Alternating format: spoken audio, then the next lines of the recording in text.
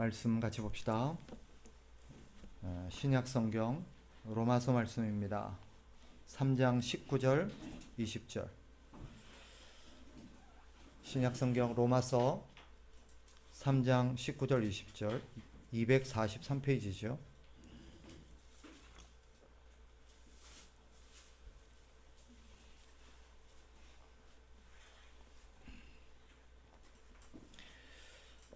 신약 성경 로마서 3장 19절 20절 우리 한 목소리로 같이 읽겠습니다. 시작. 우리가 알거니와 무릇 율법이 말하는 바는 율법 아래에 있는 자들에게 말하는 것이니 이는 모든 입을 막고 온 세상으로 하나님의 심판 아래에 있게 하려 함이라. 그러므로 율법의 행위로 그의 앞에 의롭다 하심을 얻을 육체가 없나니 율법으로는 죄를 깨달음이니라. 아멘.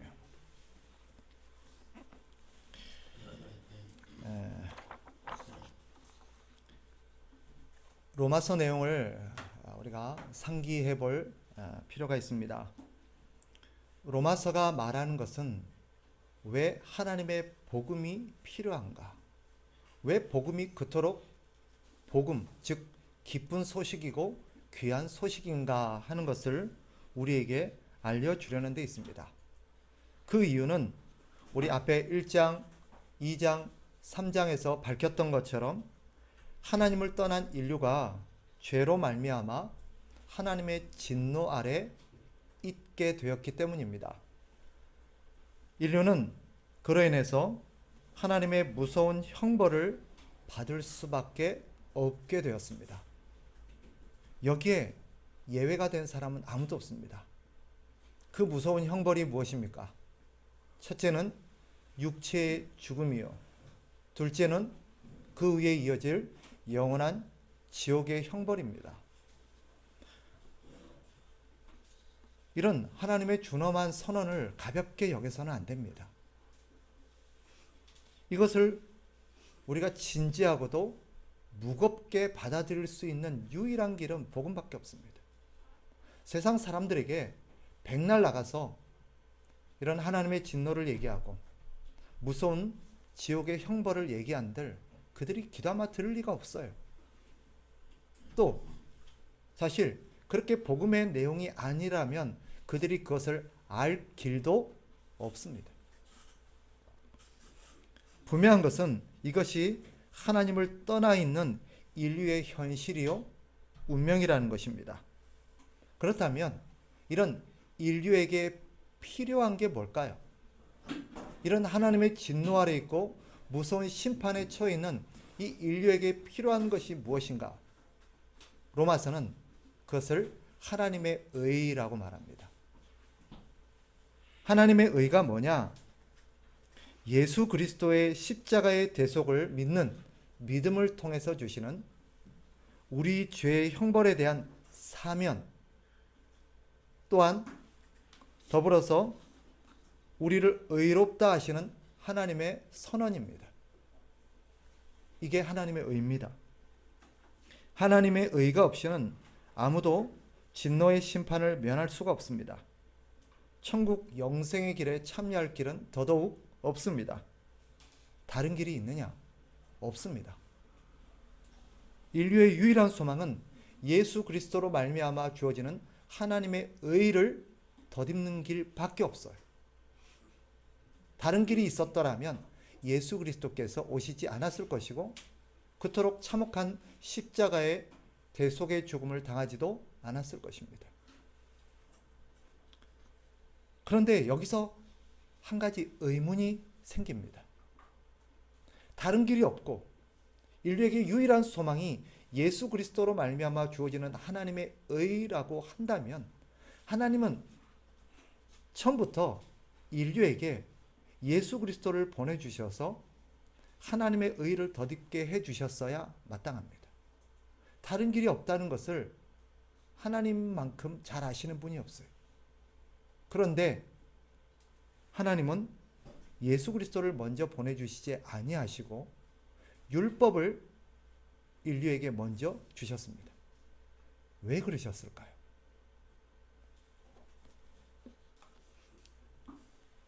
바로 죄 때문입니다. 인간의 죄. 인간의 죄가 빚어놓은 참혹한 인간의 실상 때문에 하나님은 율법을 먼저 주신 것입니다. 인간의 죄가 무엇입니까? 창세기로 좀 거슬러 올라갈 필요가 있습니다. 우리가 알듯 아담과 하와가 하나님의 명령을 어기고 선악을 아는 열매를 따먹었습니다. 핵심은 아담과 하와가 왜 선악을 아는 열매를 따먹었는가 하는 대목입니다. 이유는 이 뱀의 유혹에서 우리가 발견할 수 있듯 그들이 선악을 아는 열매를 먹어야겠다고 결정을 하고 그것을 취하게 된 그들의 동기는 분명합니다. 스스로 하나님이 되려는 생각입니다. 자신이 인생의 주인이 되고 자기가 하나님이 되어서 자기 마음대로 살아가기 위함입니다. 그들은 그럴 수 있을 거라고 생각했습니다. 스스로 하나님이 되어서 자기 능력과 자기 힘으로 얼마든지 자기 인생을 살아갈 수 있을 거라고 판단했던 것입니다. 이게 죄의 본질입니다. 다시 말하면 죄의 본질은 뭐냐? 단순히 어떤 행위가 아니라 그 행위를 유발한 그의 의도입니다. 동기입니다. 그것은 바로 참되신 창조주 하나님을 버리고 스스로 하나님이 되려고 하는 것. 이것이 죄입니다. 그 죄는 로마서 2장 3장에서 밝혔듯 여러 가지 죄악적인 행동을 촉발시켰습니다. 하나님이 된다는 것, 이것은 누구의 간섭도 받지 않고 스스로의 힘과 능력으로 살 수 있다고 생각하는 것입니다. 이 어리석은 생각의 뿌리가 부패한 인류에게 여전히 남아 있습니다. 그래서 아담 이후로 타락한 이후로 태어난 인류들은 이런 무서운 죄의 뿌리를 가지고 태어납니다. 이것이 원죄입니다. 스스로 하나님이 되어서 자기 마음대로 자기 인생의 주인이 되어서 살려는 그런 부패한 성향, 이것이 성경이 말하는 원죄입니다. 그 증거가 무엇입니까? 태어나는 우리의 아이들, 타락한 인류의 본성을 보시면 됩니다. 예외가 없어요. 예외가 없습니다. 우리가 보기에 그토록 아름답고 고결하고 순수해 보이는 이 아이의 심령 안에도 이런 무서운 습성이 스며들어 있어서 이 아이가 점점 자아를 의식하게 되고 뭔가 표현할 수 있게 되고 뭔가 행위를 할 수 있게 되는 순간 이것이 그 안에서 발동을 합니다. 그래서 뭐가 됩니까? 자기가 주인이 되려고 하고 자기 뜻대로 안 되면 행패를 부려요. 아이들이 자라면서 누구의 간섭도 받기를 거절합니다. 엄마가, 아빠가 뭐라고 얘기하면 내 마음대로 못해? 내 인생인데 내 마음대로 못해? 내 거야. 내가 알아서 할 거야. 신경 쓰지 마. 간섭하지 마. 이런 생각은 점점점 확대되어서 부모를 거슬러서 모든 어른들을 거슬려서 하나님께도 투영됩니다. 결국 하나님을 인정하지 않고 자기가 인생의 주인이라고 생각하고 모든 인류가 자기를 중심으로 돌아간다고 생각해요. 천동설은 부패한 인류의 가장 극단적인 자기중심적인 세계관입니다. 지금도 사람들은 자기 마음대로 살려고 하고 자기 힘으로 얼마든지 자기 인생을 꾸려나갈 수 있다고 생각하기에 하나님을 부정하고 하나님의 통치를 거절합니다. 이것을 가장 극적으로 보여주는 성경의 이야기가 탕자의 비유입니다.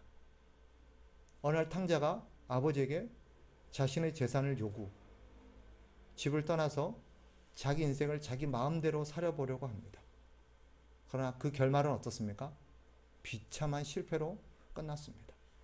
그게 인류가 보여주는 현실입니다. 그렇다면 다시 원래의 질문으로 돌아가 봅시다. 하나님께서 예수 그리스도가 아니라 율법을 인류에게 먼저 주신 까닭은 뭘까요?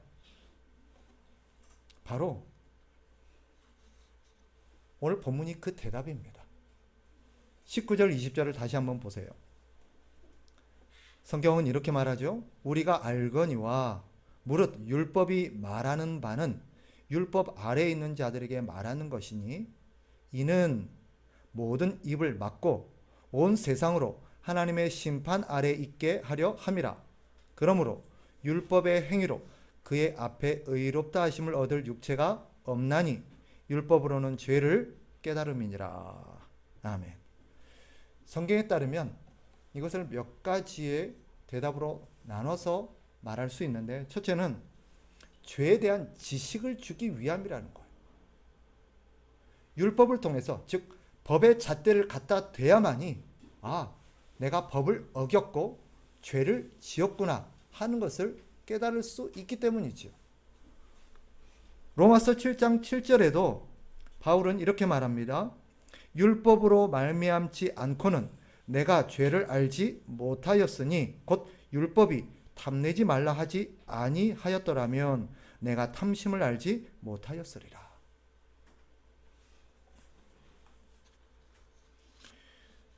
뉴스를 보시면 범법자들이 많이 나옵니다.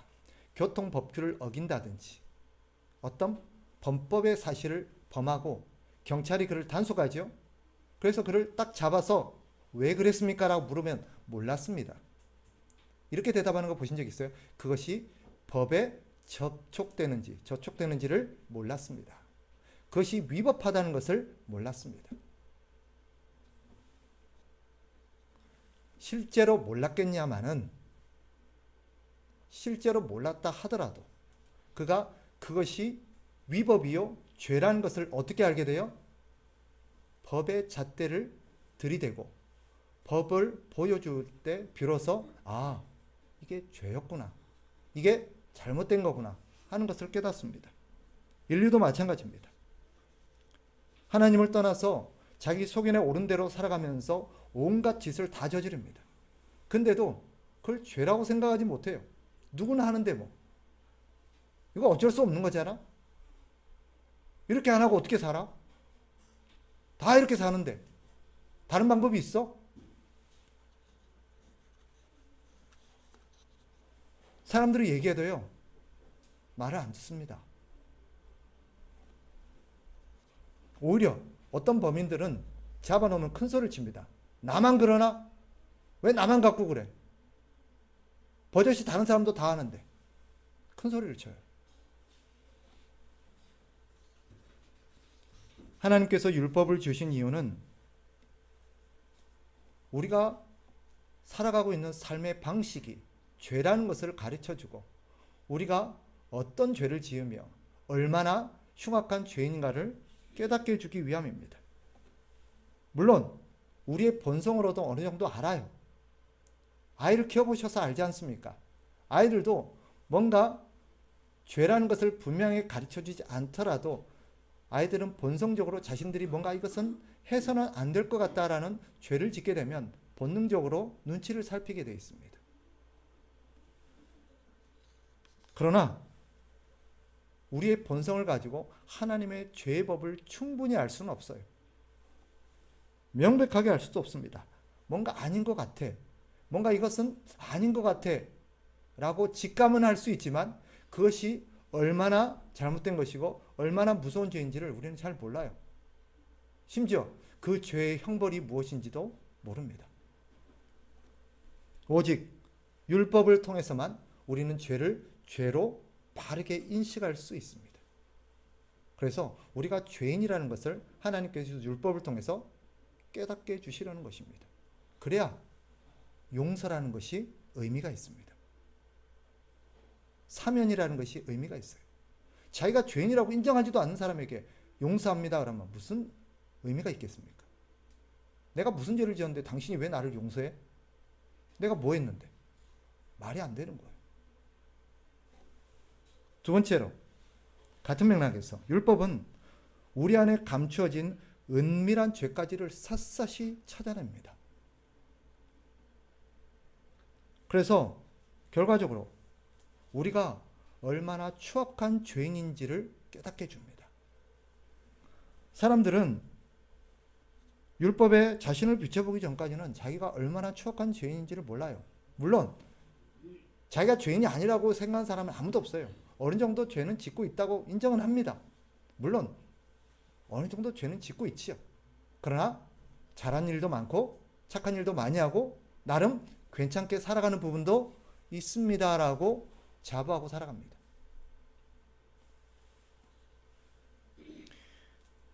자신이 구제불능의 죄인이라는 데서는 자각을 못해요. 인정하지도 않을 겁니다.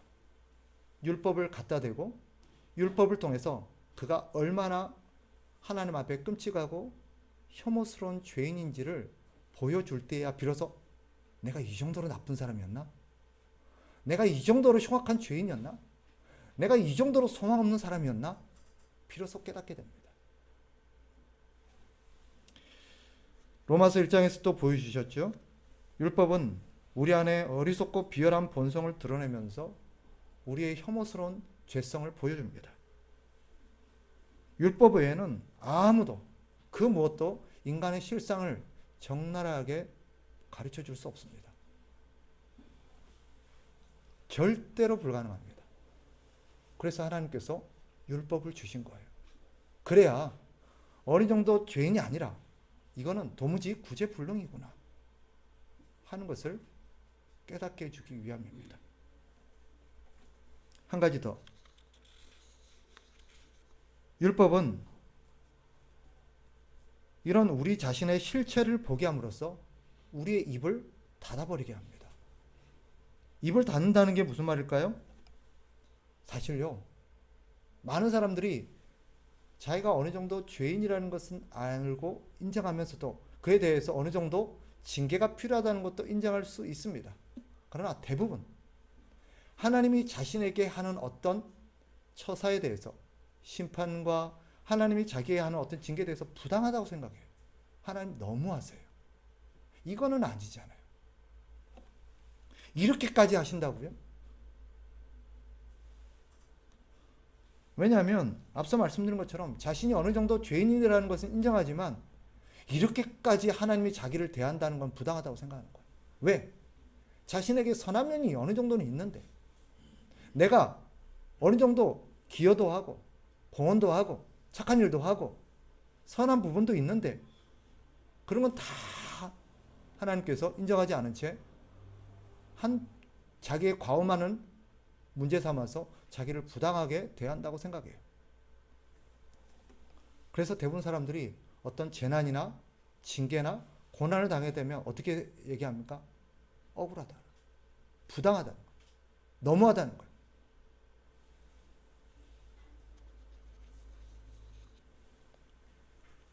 율법은 우리에게 우리가 얼마나 흉악하고 또 끔찍한 죄인인가를 분명하게 보여줌으로써 오히려 하나님께서 우리에게 자비를 베푸셨다는 것을 깨닫게 해줘요. 야, 이 정도도 감지덕지구나. 사실은 나에게는 일체의 기회조차가 없어야 되는데 하나님께서 내가 저지른 죄에 비해서 내가 죄인의 괴수인데 나를 이렇게 은혜롭게 대했구나. 오히려 감사가 나게 되어 있습니다. 그래서요, 믿음의 사람들은요, 하나님의 징계를 통해서 뭘 깨닫게 되냐면 감사를 배웁니다. 신기하죠? 하나님 앞에 혼났는데 상식적으로는 인간적으로 생각하면 서운하고 속상하고 서럽고 하나님에 대한 원망이 나와야 마땅한데 이상하게 그리스도인들은요, 하나님 앞에 징계를 받고 나면 더 감사가 깊어져요. 하나님의 은혜가 더 크대요. 하나님이 너무너무 좋으신 분이래요. 말이 돼요? 이해가 안 되잖아요. 왜 그럴까요? 그게 율법이 그렇게 만들어요. 뒤에 가서 제가 다시 말씀드리겠습니다. 그래서 결국 율법이 하는 마지막 작용 한 가지가 있습니다. 우리 죄가 뭔가를 가르쳐주고 우리가 얼마나 끔찍한 죄인인가를 일깨워서 결국 우리의 입을 닫게 만든 이후에 그 다음 율법이 하는 정말 중요한 작용 한 가지가 있습니다. 그게 뭐냐? 우리를 그리스도께로 인도해요. 내 안에서 소망이 없고 나는 구제불능이고 내 힘으로는 할 수 있는 게 아무것도 없고 이대로 나는 멸망할 수밖에 없는 자신의 운명을 받아들이면서 이제는 오직 하나님만을 바라봅니다. 하나님, 나 좀 어떻게 해주세요. 하나님 외에는 소망이 없어요. 그리고 하나님이 우리에게 마련해 주신 그 예수 그리스도만을 온전히 앙망하게 돼요. 그래서 갈라디아서 3장 24절에 성경이 이렇게 말하죠. 이같이 율법이 우리를 그리스도께로 인도하는 초등 교사가 되어 우리로 하여금 믿음으로 말미암아 의롭다 함을 얻게 하려 함이라 라고 선언하는 것입니다. 율법이 결국 우리를 그리스도께로 인도한다는 거예요. 율법이 없었다면 우리는 우리 힘과 노력으로 구원이 가능했을 거라고 생각했을 것입니다. 지금도 방법을 찾아 골몰하는 인류를 보세요. 그들은 문제의 원인을 자꾸 딴 데서 찾아요.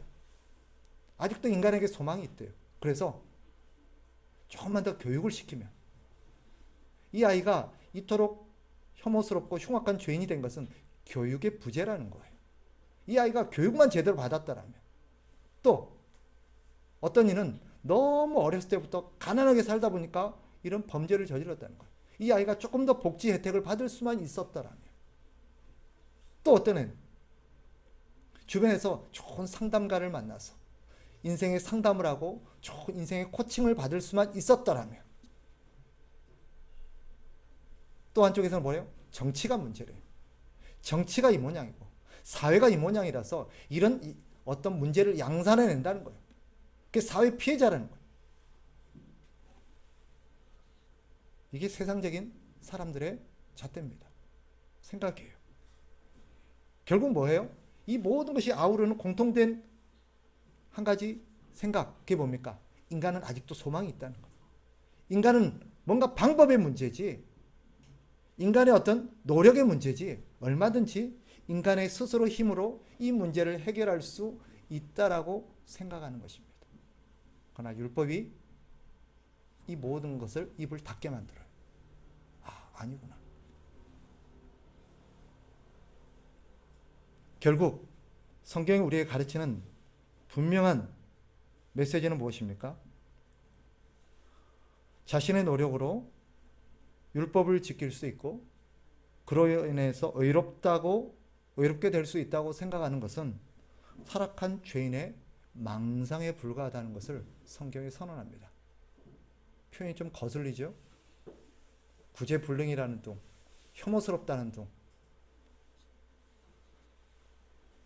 그런데 이게 진실이에요. 이것을 인정하는 자만이 사실은 소망이 있습니다. 근데 복음이 아니고는요, 율법이 아니고는요, 이것을 깨달을 수가 없어요. 그래서 하나님이 율법을 먼저 보내신 거예요.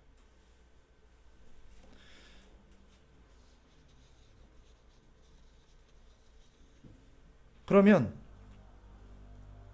두 번째 질문은 이겁니다. 우리 그리스도인은 어떻습니까? 우리 그리스도인은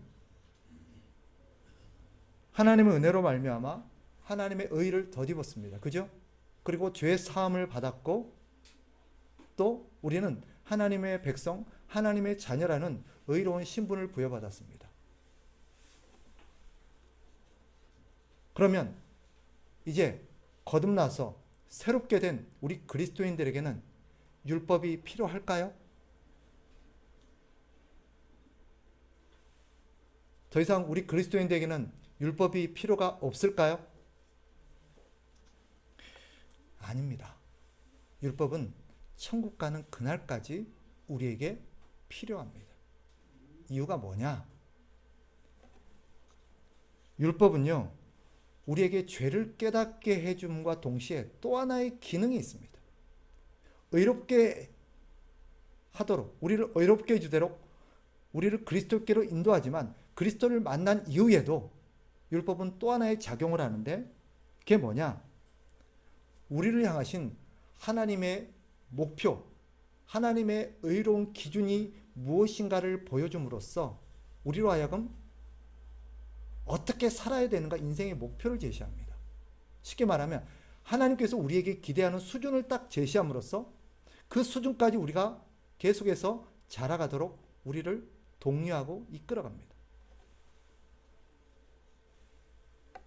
율법은 다르게 표현하면 우리가 하나님의 백성으로서 어떤 품격과 목표를 지향하며 살아야 되는지를 보여주는 그런 역할을 하죠. 우리를 향하신 주님의 목표가 뭐예요? 완전함입니다. 완전함. 신명기 18장 13절, 하나님이 백성들에게 이렇게 말씀하셨어요. 하나님의 백성들을 불러서 애굽으로부터 구원해내서 하나님과 언약을 맺고 하나님의 백성으로 삼으신 이후에 그들에게 하나님께서 목표치를 하나 딱 보여주셨어요.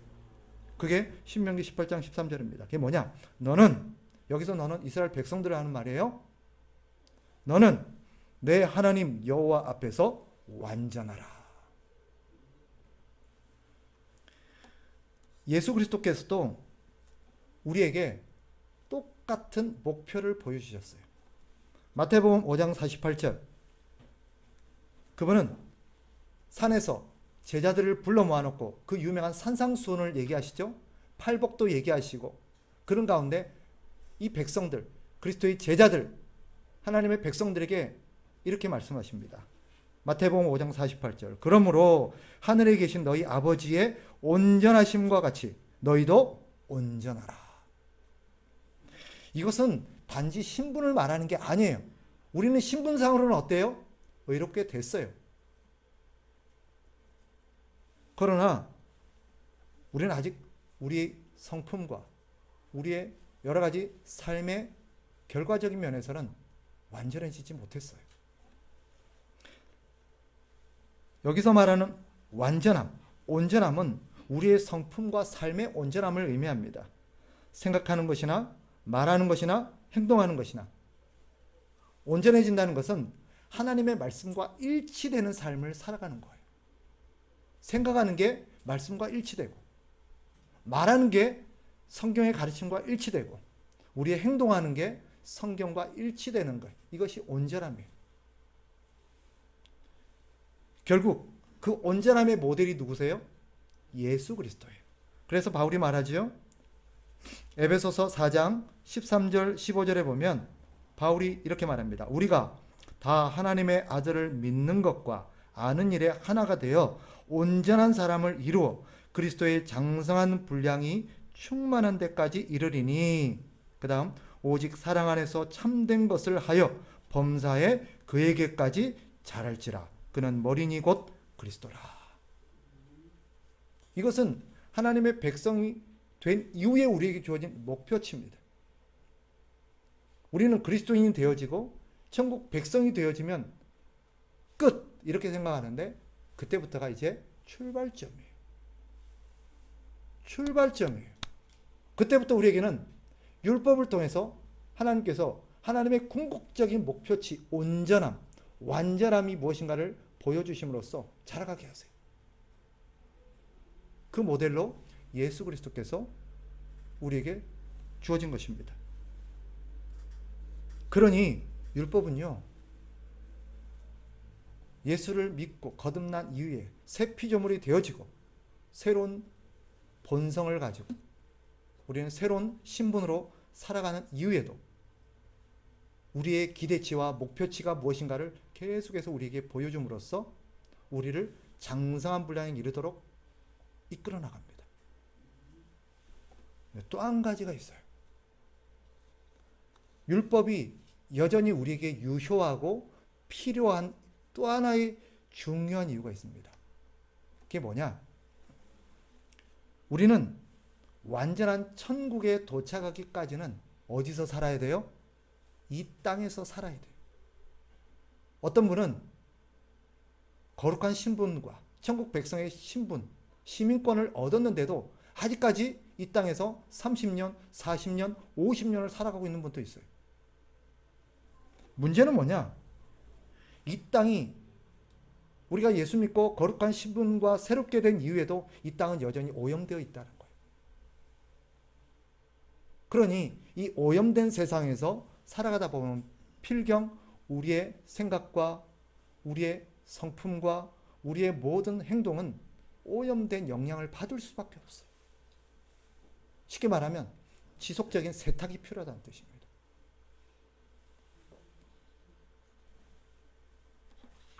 따라서 우리는 율법의 지도가 필요합니다. 저는 율법이 세탁기라고 표현하고 싶어요. 왜냐하면 우리 안에 있는 오염되는 하루 살다 보면 직장 생활을 하고 사회생활을 하고 이런저런 사람들과 만나고 이렇게 행동을 하다 보니까 나도 모르게 내 안에 오염된 죄의 찌꺼기들이 잔뜩 묻었어요. 막 듣는 게 그렇죠. 우리 귀도 오염돼요. 지금. 눈도 오염돼요. 지금. 우리 손발도 오염돼요. 이것을 잘 보여주는 한 사례가 코로나인 것 같아요. 마스크 쓰고 다니잖아요. 그죠? 왜 써요? 우리 주변에 이 코로나라는 바이러스로 오염되어 있기 때문에 언제 어디서 나한테 들어올지 몰라요. 차단막을 하는 거예요. 손도 씻죠? 밥 먹기 전에 손 씻고 나갔다 오면 손 씻고 혹시나 내 손에 더러운 무서운 바이러스가 묻었을까 하는 옷은 안 빱니까? 빨죠. 근데 이 모든 것을 우리에게 보여주고 하게 하는 작용이 사실은 율법이에요. 율법은 우리가 이 세상에 하루 살아가면서 우리에게 더러운 여러 가지가 묻었다는 것을 보여주는 거울 역할도 할 뿐더러 우리를 세탁하도록 우리를 도와주는 것입니다. 그래서 우리는 완전한 천국에 도착하기까지는 율법의 도움이 필요합니다.